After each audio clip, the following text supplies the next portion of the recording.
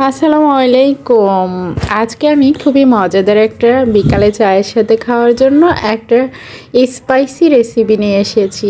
খুবই মজাদার, চলেন দেখে আসি। তো আমি আজকে এখানে ফুলকপির পকোড়া বানাবো। খুবই মজাদার এই পকোড়াগুলো বানানোর জন্য আমি এখানে ফুলকপি নিয়েছি, আর ফুলকপির ফুলগুলো একটু ছোট ছোট করে কেটে নিয়েছি। কেটে আমি এগুলো গরম পানি দিয়ে ভালো করে ধুয়ে নিয়েছি। এখন আমি এখানে ফুটন্ত গরম পানির মধ্যে এগুলো হাফ সিদ্ধ করে নেব।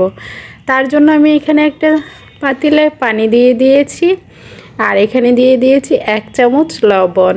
লবণ দিলে ফুলকপিগুলোর মধ্যে লবণ ঢুকে যাবে। এখন আমার পানিগুলো ফুটে উঠেছে, আর ফুটে ওঠা পানির মধ্যে আমি এই ফুলকপিগুলো দিয়ে দিচ্ছি। এগুলোকে আমি একটু হাফ সিদ্ধ করে নেব। একবারে বেশি সিদ্ধ করা যাবে না, তাহলে এগুলো নরম হয়ে যাবে আর বেশি একটা ক্রিসপি হবে না। তো একটু নেড়ে চেড়ে দিয়েছি। এখন আমি এগুলো সিদ্ধ হলে তুলে নেব। তো আমার ফুলকপিগুলো যতটুকু সিদ্ধ হওয়ার দরকার অতটুকু হয়ে গেছে। এখন আমি এগুলো পানি ছেঁকে নিয়েছি, আর এখানে আমি কিছু মশলা ব্যবহার করব। তো আমি এখানে হলুদের গুঁড়ো দিয়ে দিয়েছি 1 চামচ, ধনিয়া গুঁড়ো 1 চামচ, ঝাল আপনারা আপনাদের পছন্দ মতো দিতে পারেন। মরিচটা আমি এখানে 1 চামচ দিয়ে নিয়েছি। দিয়ে দিচ্ছি 1 চামচ জিরের গুঁড়ো, আর এখানে সবকটা মশলা দিয়ে দিয়েছি। আর এখানে স্বাদ মতো লবণ দিয়ে দেব। স্বাদ মতো লবণ দিয়ে এখানে আমি 1 চামচ টেস্টি মশলা দেব।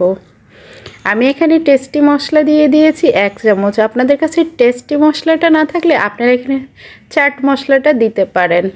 দিয়ে দিয়েছি 1 কাপ চাউলের গুঁড়ো, 1 কাপ বেসন দিয়ে এখানে আমি কিছুটা পানি দিয়ে আমি এখন এখানে এগুলো ভালো করে মেখে নেব।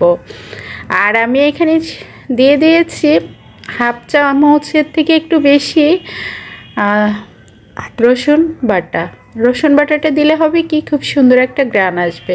তো আমার এগুলো ভালো করে মাখা হয়ে গেছে। আমি এখন এগুলো ভেজে নিচ্ছি। ভেজে নেওয়ার জন্য আমি এখানে সরিষার তেল দিয়েছি, কারণ আমার সয়াবিন তেলটা খাওয়া নিষেধ। তো আপনারা চাইলে সয়াবিন তেল দিয়েও ভেজে নিতে পারেন।